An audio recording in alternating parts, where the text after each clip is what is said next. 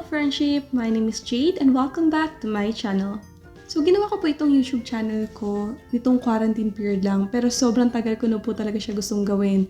Kaso dahil nga before sobrang busy sa trabaho tsaka sa maraming bagay kaya hindi ko siya magawa. At yun ang naging sign itong quarantine na to para sa akin at naging opportunity para umpisahan ko na itong matagal ko nang gustong gawin.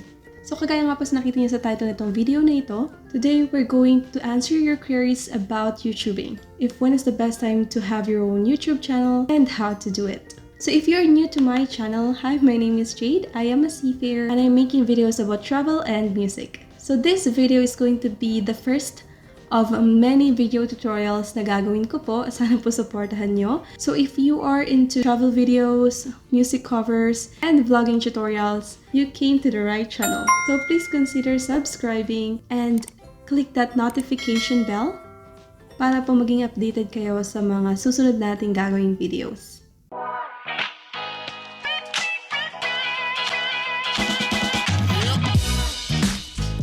So to answer your question, is it too late to start your own YouTube channel?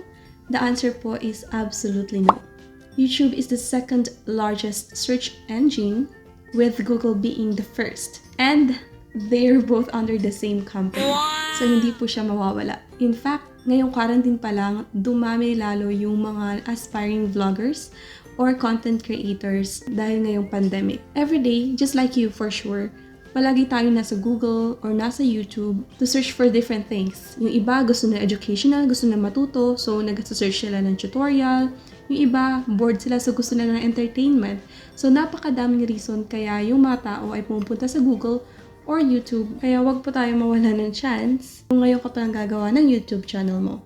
So if you have that urge, yung parang nagpupush sa'yo na maging hindi lang audience, kung nafe-feel mo sa sarili mo na gusto mo rin maging video or content creator, I suggest or I am encouraging you na gumawa ka na ngayon mismo ng YouTube channel mo. Pero tapusin mo muna itong video na to kasi marami pa akong tips na gustong i-share sa'yo.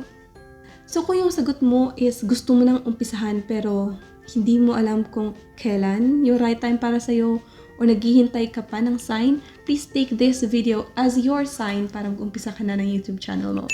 YouTube is the modern diary. Kung kagaya kitang mahilig magsulat ng diary dati, mag-journal, believe me, itong YouTube na to is our modern diary, and I can also feel the same satisfaction every time nakakagawa ko ng video.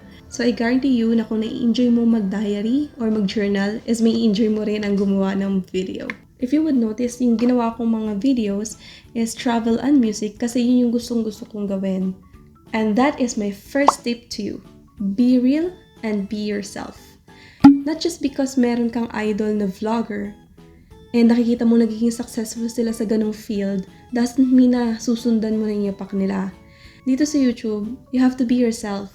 Gawin mo yung gusto mong gawin. Gawin mo yung niche na alam mong may enjoy ka sa pag-create. Just because yung favorite vlogger mo is successful sa field niya doesn't mean that you will also be the same. It's not always like that. You will definitely see kung nag-e-enjoy yung content creator or ikaw sa ginagawa mong video comparing to those na parang may ginagaya-gaya lang siya. Dahil kung pipilitin mo yung sarili mo sa bagay na hindi ka masaya, it will eventually show up. At siguradong hindi ka tataga sa YouTube. Kasi ang pag-YouTube hindi lang naman magiging successful yung channel mo by just creating 1, 2, 3 videos. Kailangan consistent ka. Consistent kang gumagawa ng mga videos na gustong-gusto mo. At kapag ginagaya mo lang sila, for sure, darating yung time na tatama din ka ng gumawa ng video hanggang sa mapapabayaan mo na yung channel mo. So I suggest na pumili ka ng mga gagawin na alam mong gustong-gusto mo talagang gawin. At make that as the reason why you have created your own YouTube channel. To showcase what you have, to showcase what you got, to show people your own talent and skills na alam mong either may matutunan yung mga audience mo or ma-entertain sila. So ganun lang kasi yung YouTube channel, learning or entertainment. Kagaya din yan na relationship. Sinagot mo ang isang lalaki or si lalaki niligawan o sinuyo si babae just because maganda siya or mayaman siya. Pero hindi ka masaya. How long do you think will you last faking that happiness? Char! Or sabihin natin sa trabaho. Nag-apply ka kahit hindi mo gusto yung trabaho. Iniwan mo yung previous job mo just because mas mataas yung sahod dito sa bagong offer na ito. Hindi ka masaya pero pinipilit mo dahil sa sahod.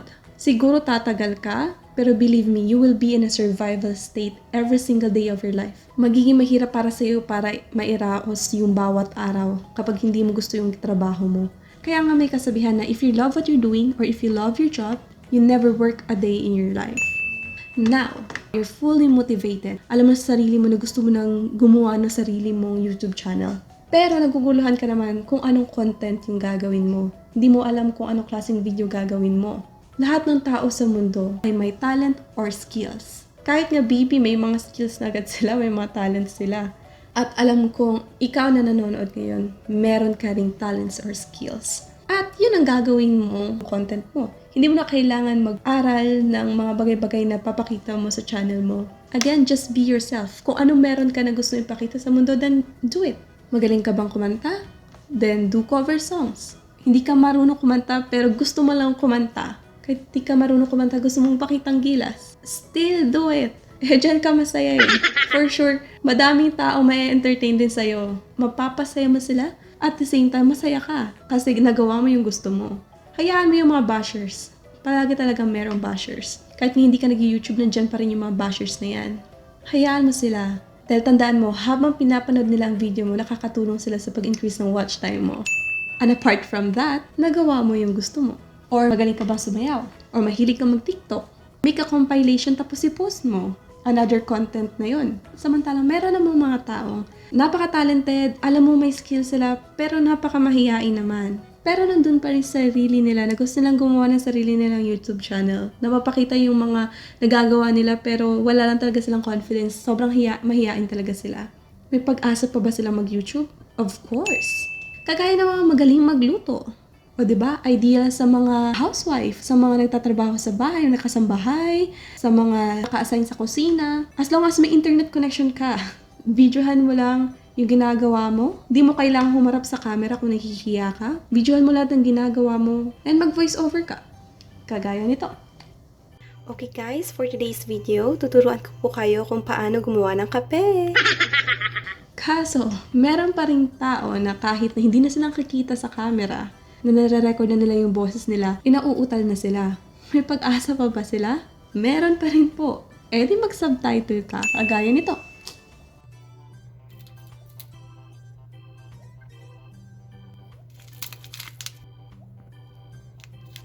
So, napakadaming paraan po. So, walang excuse. As long as gusto mo lang gumawa ng YouTube channel, napakadaming paraan po para umpisahan. Pwede sa first few videos mo is nag-voice over ka or ginagawa mo lang ng subtitle and then eventually kapag nakagain ka na ng confidence mo, papakita ka na sa camera, you can definitely do that.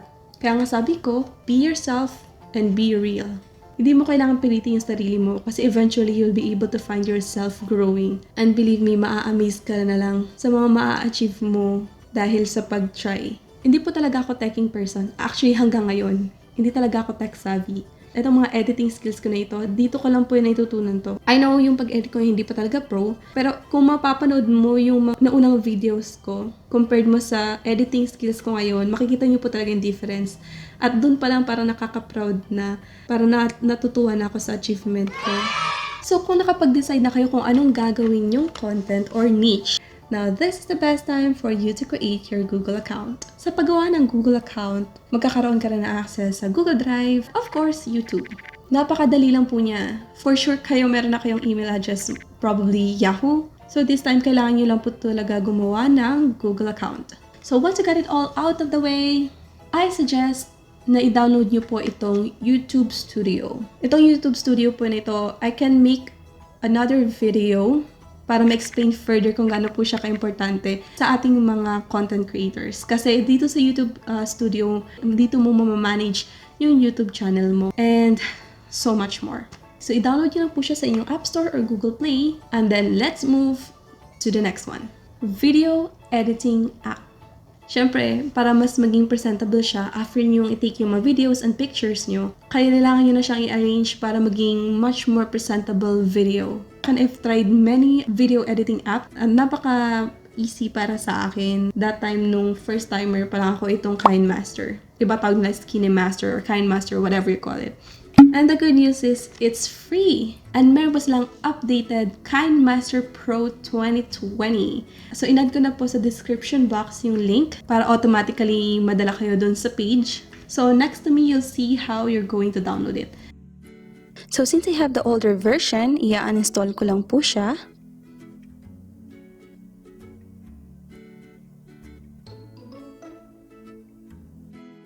Then I have to open this link, in which you will also find on the description box.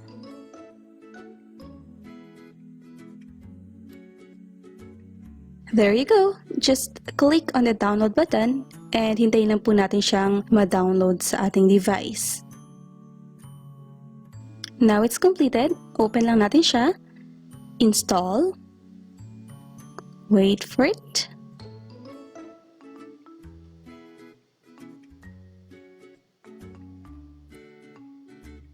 And there you have it! So, allow lang po natin siya. And then there you can see many features na pwede po nating subukan. Press start. New project. And always choose the wider screen. So, ngayon po, papakita ko lang po sa inyo napaka-basic editing skills. Pero I suggest po na pag-aralan niyo po talaga kung paano mag-edit ng mga videos dito sa Kinemaster. There's so many things na pwede niyo pong magawa dito. Pero itong pinapakita ko is just a simple one para makita niyo po kung ano yung outcome niya. It's really important na malaman niyo yung mga features at yung mga magagawa ng video editing app niyo. Kasi regardless of how perfect you capture the videos and photos, kapag hindi siya niya ma-edit na maayos, hindi ma-appreciate ng mga audience niyo. Also, very important na kapag nag-take kayo ng videos or picture, nakahiga po yung phone or camera nyo, hindi naka-portrait o nakatayo. Otherwise, makikita nyo talaga yung difference at hindi siya maganda pag in-edit nyo na at sinama nyo na sa ibang videos nyo. And I added one portrait photo here para makita nyo po yung difference. Now your first video is ready.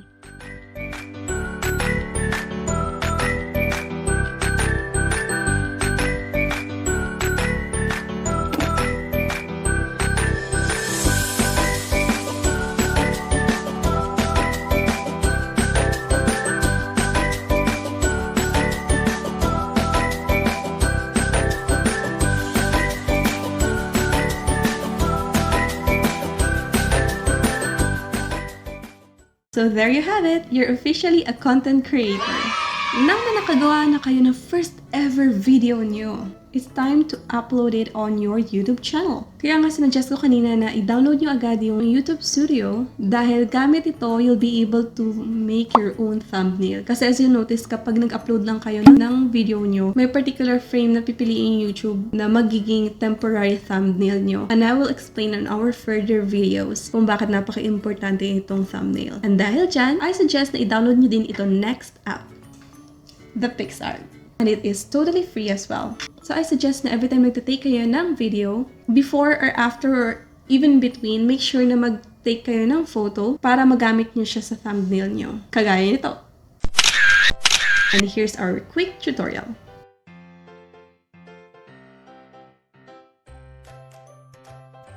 Just close this first window and then we can just choose the photo na pwede nating gawing thumbnail.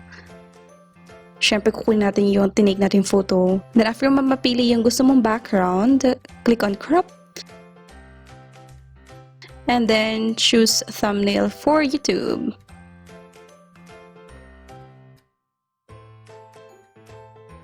Pa rin siya ma-adjust.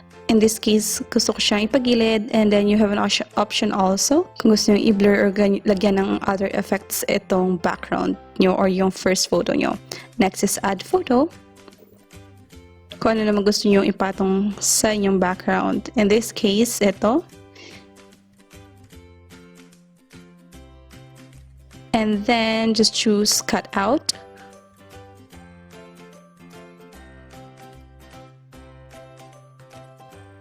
And then person. So, kung ano na-highlight ng red, yan yung ibig sabihin na matitira after nating makrop. So, adjust natin siya to make sure na makrop lahat ng gusto nyong isama. And then, click on this option on the upper right hand. And there you have it! So, click on this border para magka-border yung photo natin na pinatong. And then, pwede nyo ma-adjust yung thickness niya. And if you could notice on some of my other thumbnails, palagi siyang may shade ng pink. So, kailangan siya maging similar. And I'll also explain to you what's the importance of a very consistent thumbnail as well in our future videos. Then here, pwede kayo mag-add ng text. So, lagay na natin siya coffee time.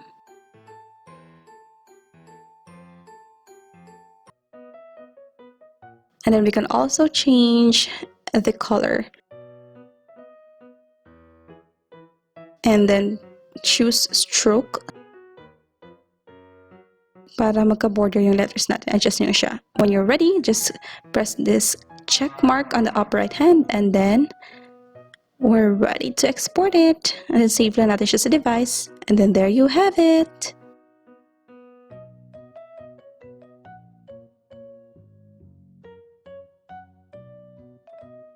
Now your YouTube thumbnail is ready.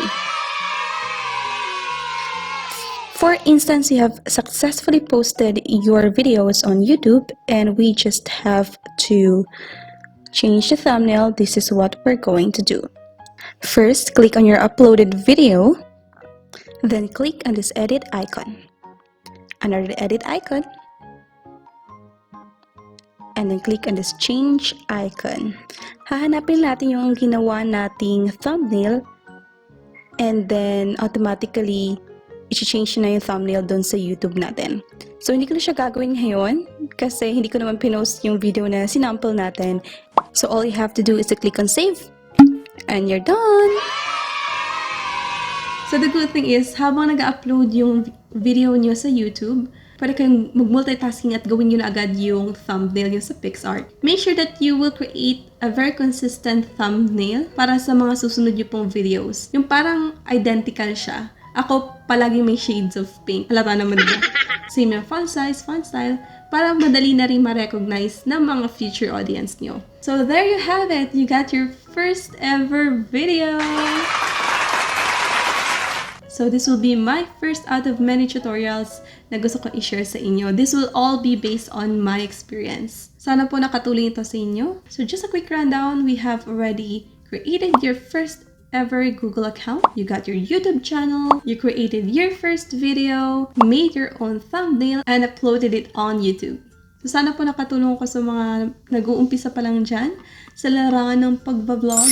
I myself is also a beginner and nai-enjoy ko po talaga siya. Napapalayo ko yung sarili ko sa pag-iisip ng kung ano-anong negativity sa mundo. At sana po ay ganun din kayo. Basta laging tandaan na in whatever video you make sure that you're doing it with all your heart. Dahil kapag nai-enjoy mo yung ginagawa mo, for sure, your audience will feel the same. May enjoy din silang manood sa'yo. So there you go mga friendship. Thank you so much for watching. If you watched this until the end, I really appreciate it. And see you on my next video. Bye-bye!